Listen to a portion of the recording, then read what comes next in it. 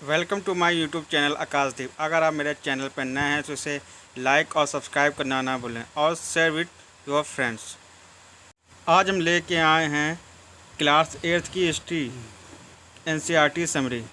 आज हम स्टार्ट करेंगे lesson 1 how when and where.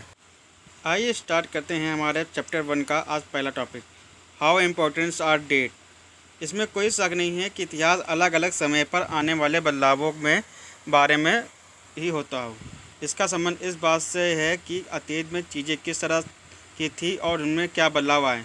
जैसे ही हम अतीत और वर्तमान की तुलना करते हैं, हम समय का जिक्र करने लगते हैं, हम पहले और बाद में बात करने लगते हैं और ना जाने ही रोज़मर्रा की ज़िंदगी में हम अपने आसपास की चीज़ों पर हमेशा ऐतिहासिक सवाल नहीं उठाते।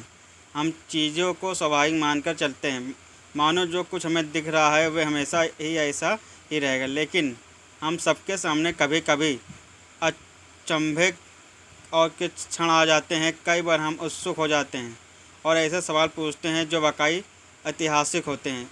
जैसे कि कोई व्यक्ति सड़क किनारे चाय के घूंट भर के देखकर आपसे बात कर हैरान हो सकते हैं कि चाय या कॉफ़ी पीने का चलन कब से शुरू होगा। इसी तरह के और दूसरे सवाल, जैसे कि आप रेलगाड़ी को देखकर उसे सोचते होंगे कि रेलवे का निर्माण कब और कैसे हुआ होगा। इस तरह के अनेक सवाल हम डेट यानी तारीखों के अनुसार देखकर समझ सकते हैं। इस चित्र में एक पुराना विज्ञापन दिखाया गया है कि इस चित्र में किस तरह से लोगों की पसंद नापसंद तय होती थी और नए उत्पादों के लिए बाज़ार के लिए किस तरह तैयार हुए और किस तरह नई रुचियाँ चलन में आईं।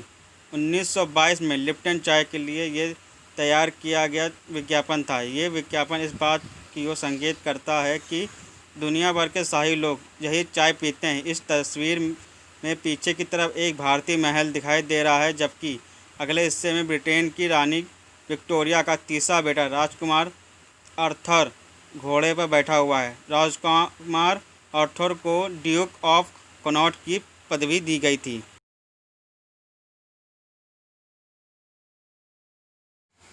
अब हमारा अगला टॉपिक है हाउ डू वी पैराडाइज। जैसे कि हम डिफरेंट कालों को किस तरीके से समझ सकते हैं। हमारे भारतीय इतिहास को जानने के लिए हम अलग अलग तरीकों को अलग अलग भागों में डिवाइड करते हैं। इसी तरह एक भारतीय इतिहास में एक इतिहासकार आए स्कॉटलैंड से 1870 में स्कॉटलैंड के जेम्स मिल। ये एक इकोनॉमिक्स, पॉलिटिकल और सोशोलॉजिस्ट है। उन्होंने 3 वॉल्यूम में एक बुक लिखी थी, आ हिस्ट्री ऑफ ब्रिटिश इंडिया। उन्होंने इसको 3 कालखंडों में बांटा, हिंदू, मुस्लिम और ब्रिटिश। मिल को लगता था कि सारे एशियाई समाज सभ्यता के मामले में यूरोप से पीछे हैं। इतिहास की उनकी समझदारी यह थी कि भारत में अंग्रेज़ों के आने से पहले यहाँ हिंदू और मुसलमान तानाशाहों की राज चलता था। एक्चुअली भारत में जो रूल हुए थे उसके अकॉर्डिंग धर्म से रिलेटेड करके जोड़कर देखा गया। इस तरह से इतिहास को समझने की कोशिश की गई और हम इस तरह से डिसीजन को बहुत हद तक लोगों ने एक्सेप्ट भी किया था। लेकिन इसमें बहुत सारी खामियां भी थी। अगर आप ध्यान से इसके बारे में सोचें तो इसमें बहुत सारी प्रॉब्लम्स भी थी।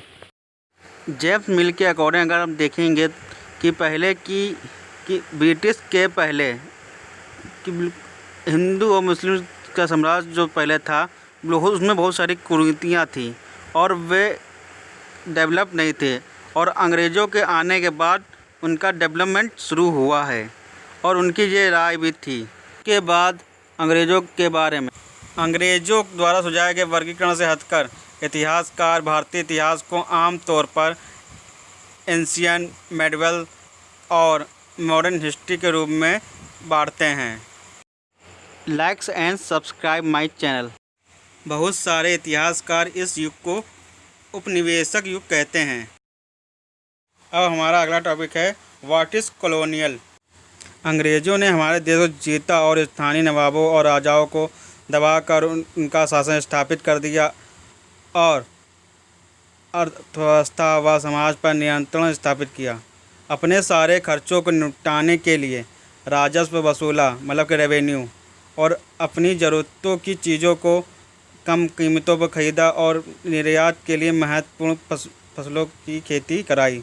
इन सारी कोशिशों के कारण क्या बदलाव आए, आप ये भी को बता दूं कि ब्रिटिश शासन के कारण यहाँ के मूल मान्यताओं और पसंद नापसंद और अनेक रीति रिवाज और तौर तरीके, यहाँ के लोगों का रहन सहन, सब कुछ कैसे बदलाव आया। जब एक देश पर दूसरे देश के दबदबे से इस तरह के राजनीतिक, आर्थिक, सामाजिक और सांस्कृतिक बदलाव आते हैं तो इस प्रक्रिया को कॉलोनियल कहते हैं। अगला टॉपिक है हाउ डू वी नो। भारतीय इतिहास के पिछले 250 मतलब 250 ईयर्स इतिहास लिखने के लिए इतिहासकार कौन से स्रोतों का इस्तेमाल करते हैं। अंग्रेजी शासन द्वारा तैयार की गई सरकारी रिकॉर्ड इतिहासकारों का एक महत्वपूर्ण साधन होते हैं।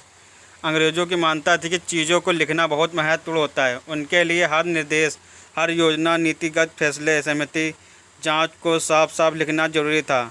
ऐसा करने के बाद कई चीज़ों को अच्छी तरह से अध्ययन किया जा सकता था और उन पर वाद विवाद किया जा सकता था। इस समझदारी के चलते ज्ञापन, टिप्पणी और प्रतिवेदन पर आधारित शासन की संस्कृति पैदा होती। अंग्रेज़ों को ये भी लगता था कि तमाम अहम दस्तावेज़ यानी कि इम्पोर्टेंट डॉक्यूमेंट और लेटर्स को वो बहुत ही संभाल के रखना जरूरी समझते थे और उन्होंने सभी शासकीय संस्थानों में एक आर्काइव रूम बनवाया था। इस चित्र में देख रहे होंगे, ये एक आर्काइव रूम है, 1920 में बनाया गया था।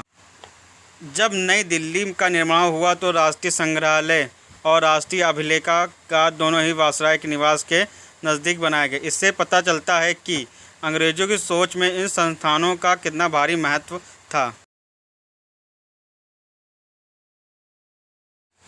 अब आते हैं एक नए टॉपिक पे, सर्वे बिकम इम्पोर्टेंट। अंग्रेज़ी शासन के दौरान सर्वेक्षण का चलन भी महत्वपूर्ण होता गया। अंग्रेज़ों का विश्वास था कि किसी देश पर अच्छी तरह शासन चलाने के लिए उसको सही ढंग से जानना जरूरी है।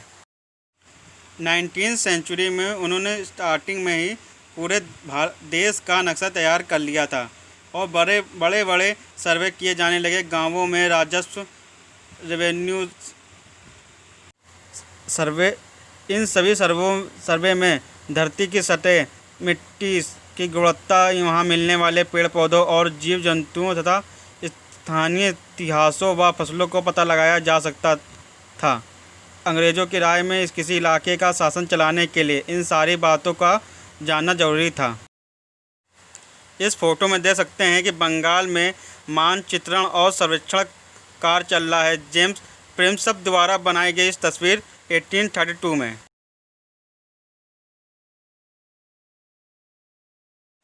अब हमारा ये चैप्टर 1 इस कंप्लीट हो गया है। अब हम इसके बारे में कुछ प्रश्न पूछते हैं आपसे, जैसे कि पहला दिया हुआ है, जेम्स मिल divided India history into 3 period, Hindu, मुस्लिम, क्रिश्चियन।